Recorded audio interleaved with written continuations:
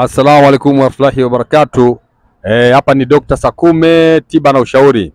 Hapa leo tunawaletea fusho. Fusho hili ni special kwa ajili ya kuondoa vitu vichafu kama vile mashetani wachafu, vile vile na kupambana na uchawi.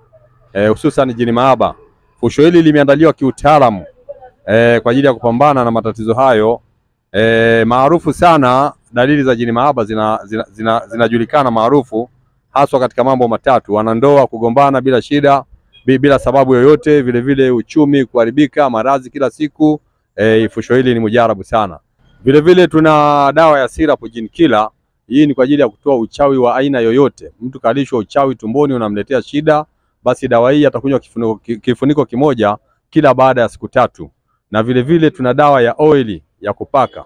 Mgonjwa atapaka usiku wakati wa kulala mwili mzima. Dozi hii inaenda wiki ya kwanza, ya pili mpaka ya 3 kulingana na uchawi na jini mahaba jinsi alivyokuwa mbishi. Kwa uwezo wa Allah anakaa vizuri bila shida. Yote hii ni kupambana na tiba, vile vile na kukaa vizuri, kwa sababu jini huyu analeta shida katika ndoa, uchumi, kugombanisha watu wanashindwa kuelewana, ndugu jamaa na marafiki.